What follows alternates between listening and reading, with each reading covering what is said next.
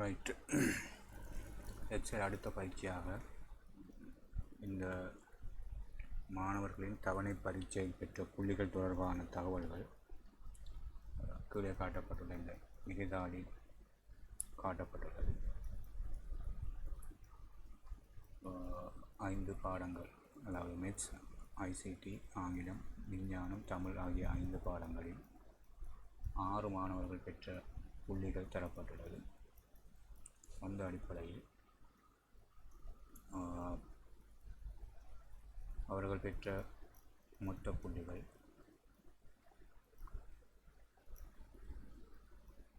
அவர்களுடைய சராசரி, அந்த மாணவர்களுடைய நிலை என்பன அறியப்பட வேண்டியதுடன் ஒவ்வொரு பாடத்திலும் மாணவர்கள் பெற்ற உயர்வு புள்ளி, ஒவ்வொரு பாடத்திலும் பெற்ற குறைவான புள்ளி காணப்படுவதுடன் ஒவ்வொரு பாடத்திலும் அந்த மாணவர்கள் தோற்றிய மாணவர்கள் எண்ணிக்கையை நாங்கள் காண வேண்டிய தேவை ஒன்று இந்த அட்டவணையை பார்க்கின்ற போது எங்களுக்கு புலப்படுகிறது. அந்த அடிப்படையில் ஏற்கனவே பல பயிற்சிகளில் நாங்கள் செய்வது போல டோட்டல் காணுவதற்கான சமன்பாடாக அல்லது சார்பாக நாங்கள் சம் என்கின்ற சார்பினை பயன்படுத்துவோம். ஆகவே எக்ஸல் மென்பொருளை எந்த ஒரு சமன்பாடு எழுதுவதற்கும் நாங்கள் பாவிக்கின்ற ஒரு குறியீடாக சமன் குறியீடு நாங்கள் பயன்படுத்துவோம். அந்த அடிப்படையில் இந்த சம் ஃபங்க்ஷனை எழுதுவதற்கு நாங்கள் சம் பிரேக்கெட்டுக்குள்ளே அந்த களவீச்சு ஆரம்ப கள முகவரியிலும் இறுதி கள முகவரியிலும் நாங்கள் கொடுக்க வேண்டும். அந்த அடிப்படையில் ஆரம்ப கள முகவரியாக B3, பின்னர்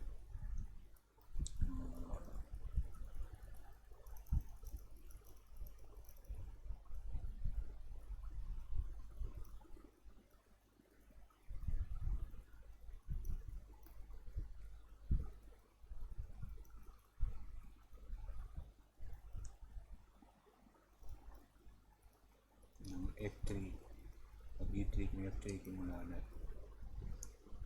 அவை மொத்தத்தை காணுவதற்கான சமன்பாடு அல்லது சார்பு சமன் சம் B3 to F3.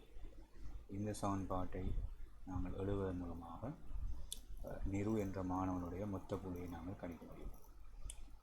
இதேபோல் ஏனைய மாணவர்களின் மொத்த புள்ளியை கணிப்பதற்கு ஏற்கனவே கண்ட இந்த சமன்பாட்டினை, அந்த சமன்பாடு எழுதப்பட்ட அந்த செல் களத்தினுடைய ஃபில் ஹேண்டில் நிரப்பு பிடியினை பிடித்து கிளிக் பண்ணி G8, அதாவது கடைசி மாணவனுடைய செல் வரையில் கொண்டு சென்று விடுகின்ற பொழுது ஏனைய மாணவர்களுக்குமான அந்த மொத்த புள்ளி கிடைக்கப்படும். அந்த அடிப்படையில் முதலாவது கேள்வியும் இரண்டாவது கேள்வியும் நாங்கள் செய்ய முடியும். இரண்டாவது கேள்வி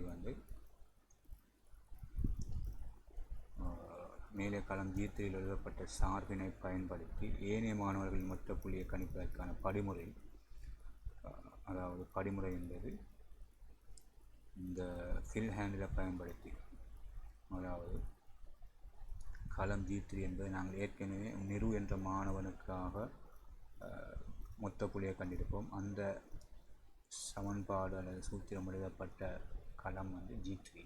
இந்த G3யை ஃபஸ்ட் செலக்ட் பண்ணியதுக்கு பின்னால் அதனுடைய ஃபில் ஹேண்டில் நிரப்பு பிடியை கிளிக் பண்ணி G8 வரையில் இழுத்து ட்ராக் பண்ணி கொண்டு சென்றால் ஏனைய மாணவர்களுக்கான அந்த மொத்த புள்ளி கிடைக்கப்படும். இது இரண்டாவது கேள்வி.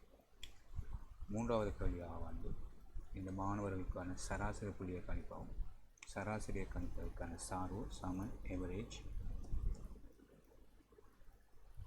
அதே போல் எவரேஜினுடைய அந்த அடைப்பு குறிப்பில் களவீச்சை நாங்கள் கொடுப்போம். களவீச்சு என்பது ஆரம்ப கள முகவரி B3,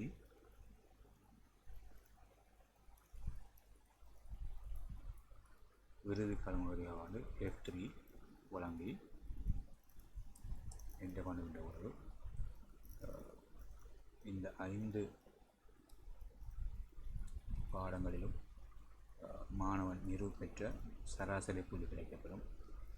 ஏனைய மாணவர்களின் சராசரி புள்ளியை பெறுவதற்கு ஏற்கனவே நாங்கள் ஃபில் ஹேண்டிலை பயன்படுத்தி மொத்த புள்ளியை கண்டது போல இங்கும் எவரேஜ் என்ற மாணவனுடைய எவரேஜ் செல்லில் காணப்படுகின்ற ஃபில் ஹேண்டில் கிளிக் பண்ணி H8 வரைக்கும் கொண்டு சென்று விட்டால் ஏனைய 5 மாணவர்களுடைய சராசரி புள்ளி எங்களுக்கு கிடைக்கக்கூடியதாக இருக்கும். அதே போல் மேக்சிமம் புள்ளி, அதாவது ஒவ்வொரு பாடத்திலும் குறிப்பாக இந்த B9 என்ற களத்தில் உயர் புள்ளி என்பது கணித பாடத்தில் இந்த 6 மாணவர்களில் கூடுதலாக பெற்ற அந்த புள்ளியை நாங்கள் காண்பதற்கான சார்பு B9 அந்த களத்தை நாங்கள் எழுதுவோம். அதற்கு நாங்கள் பயன்படுத்துகின்ற சார்பு ஏற்கனவே சொன்னது போல MAX என்கின்ற இந்த சார்பினை பயன்படுத்தி நாங்கள் இந்த உயர் புள்ளியை காண முடியும். ஆரம்ப கள முகவரி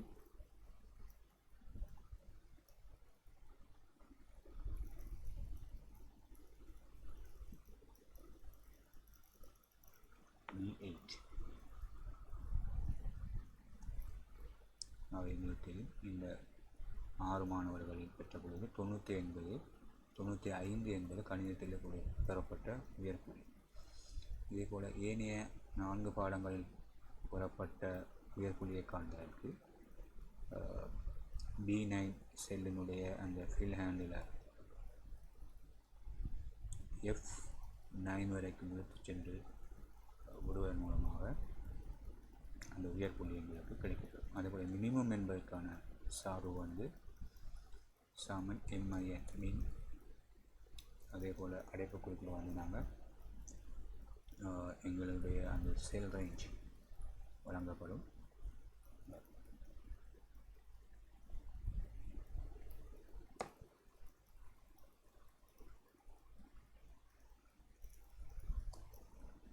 பின்னர் இந்த B10 இந்த களத்தினுடைய ஃபில் ஹேண்டில் ட்ராக் பண்ணி விடுவதன் மூலமாக ஏனைய பாடங்களினுடைய குறைந்த புள்ளியும் நாங்கள் பெற்றுக்கொள்ள முடியும். இங்கு கவுண்ட் என்கின்ற ஃபங்க்ஷன், அதாவது ஒவ்வொரு பாடத்திலும் எங்களுக்கு தெரியும் நெக்ஸ்ட் இந்த பாடத்தில் 6 மாணவர்கள் தோற்றிருக்கிறார்கள். அதுபோல் ஆங்கிலத்தில் ஒரு மாணவர் அந்த பாடத்துக்கு தோற்றவில்லை, அதாவது தர்ஷன் என்கின்ற மாணவன் ஆங்கில பாடத்துக்கு தோற்றவில்லை. எனவே 5 பேர் தான் ஆங்கில பாடத்துக்கு தோற்றிருக்கிறார்கள். அதே போல் விஞ்ஞான பாடத்திலும் பாலா என்கின்ற மாணவன் தோற்றவில்லை. இவ்வாறு ஒவ்வொரு பாடத்திற்கும் தோற்றிய மாணவர்களின் எண்ணிக்கையை கணிப்பதற்கு கவுண்ட் என்கின்ற சார்பு நாங்கள் பயன்படுத்துவோம். இந்த கவுண்ட் என்கின்ற சார்பு இலக்கங்களுடன் நம்பர்ஸுடன் மட்டுமே துடைப்படும். ஆனால் எழுத்துக்கள் ABC அல்லது XN நோ எஸ் இவ்வாறான அந்த கேரக்டரில் கவுண்ட் என்கிற ஃபங்க்ஷன் அந்த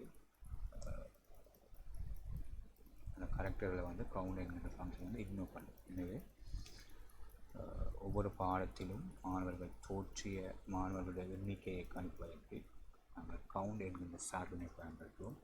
அதனை விடுவதற்கு சமன் கவுண்ட் அடைப்பு குறிப்பில் ஏற்கனவே வழங்கியது போல் அதனுடைய கள வீச்சை நாங்கள் வழங்குவோம். B3 B8 வரை. அவை இங்கு கணித பாடத்தில் 6 மாணவர்கள் தோற்றிருக்கிறார்கள். இதனையும் ஏற்கனவே நாங்கள் கண்டது போல் ஃபில் ஹேண்டில் பயன்படுத்தி ஏனைய பாடங்களின் தோற்றிய மாணவர்களை காண முடியும். எனவே இங்கு நாங்கள் பார்க்கின்ற பொழுது ஆங்கிலம், விஞ்ஞானம் ஆகிய பாடங்களுக்கு 5 மாணவர்களும் ஏனைய பாடங்களுக்கு ஏனைய எல்லா மாணவர்களும் தோற்றி இருப்பதை கவுண்ட் ஃபங்க்ஷன் எங்களுக்கு விடையாக தருகிறது. அதே போல் இந்த ரேங்க் காண்பதற்கான ஃபங்க்ஷனாக நாங்கள் ரேங்க் என்ற சார்பு நாங்கள் பயன்படுத்துவோம். அதாவது ஒரு வகுப்பில் மாணவருடைய நிலையை அறிவதற்கு இந்த ரேங்க் என்கின்ற சார்பு பயன்படுத்தப்படும்.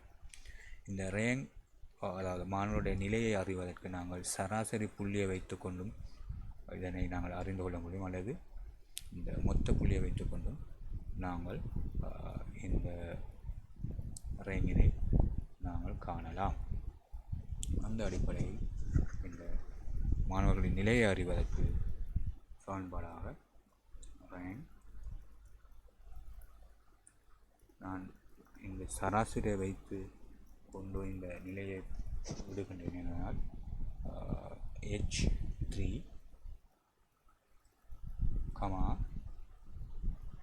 பிறகு இந்த மொத்த களவீச்சினை நாங்கள் கொடுக்க வேணும். இந்த களவீச்சை கொடுக்கின்ற பொழுது டாலர் குறியீடை நாங்கள் பயன்படுத்துவோம். அதாவது ஒவ்வொரு எழுத்துக்கும் எண்களுக்கும் முன்னால் நான் டாலர் சைனை பயன்படுத்துவேன். H3